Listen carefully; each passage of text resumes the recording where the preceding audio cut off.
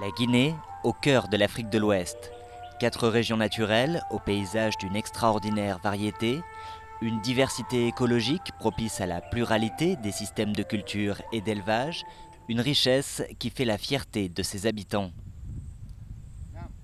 Au lendemain de l'indépendance, le potentiel agricole était estimé à 6,2 millions d'hectares, mais ces données n'avaient encore jamais été mises à jour jusqu'à maintenant.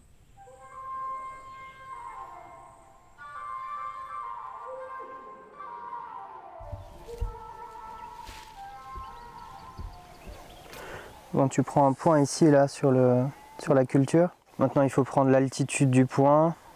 On est venu dans cette zone pour identifier et spatialiser qu'est-ce qui s'y passait. Là on est dans une culture de bas-fond qui est encadrée par un système de haies. Donc on avait pu observer à partir des images satellites. Le projet ZAEG, pour zonage agroécologique de la Guinée, finalise actuellement la première cartographie de l'occupation des sols à l'échelle de tout le territoire.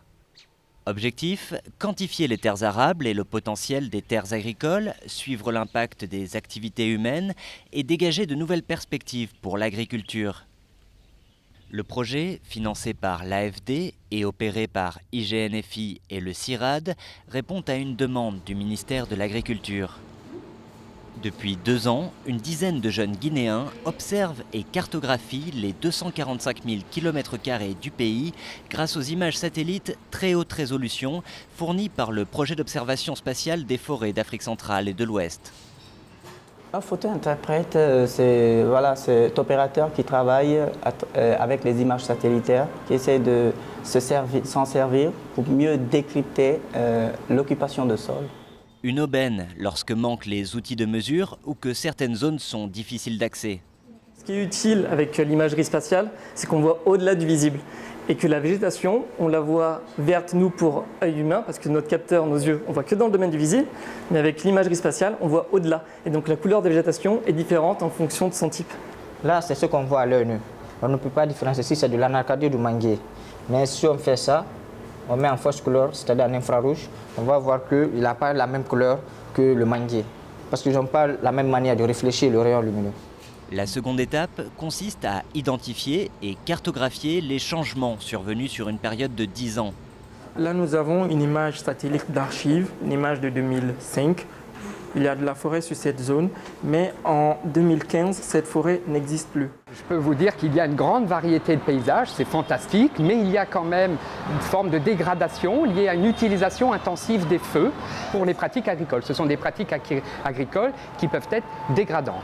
La déforestation, aujourd'hui, on le voit parfaitement, mais c'est un élément parmi d'autres. On peut voir aussi toute l'urbanisation, les plans d'aménagement au niveau des extensions minières, le suivi des mangroves. Il y a 1001 applications derrière ces couches d'occupation du sol qui est une donnée structurante. La déforestation touche l'ensemble du couvert arboré, forêt dense, claire ou savane boisée. Tu sais, ça, la terre que vous voyez là, c'est la terre des communautés dans le village.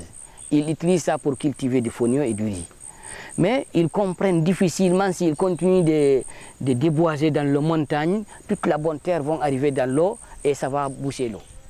Avec une grande précision, les zones agricoles sont classées en fonction de la pédologie, des conditions climatiques, température, humidité, du relief, et le croisement de ces données permet une estimation précise du potentiel agricole ainsi que la réalisation du zonage agroécologique.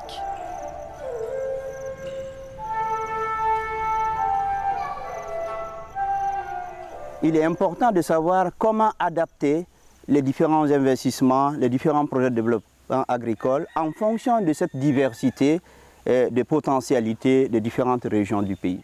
Nous pourrons développer une agriculture beaucoup plus intelligente et que les investissements soient focalisés sur les espaces mieux adaptés, sur les sols qui ont de meilleures aptitudes pour développer l'agriculture. Ça permet non seulement d'avoir une meilleure production, une meilleure productivité, mais ça permet aussi de préserver les ressources environnementales. Les bases sont installées, les outils à disposition et la nouvelle génération prête à prendre la relève. Et aujourd'hui, c'est vraiment bien parce qu'on a une équipe capable de gérer ce genre de projet.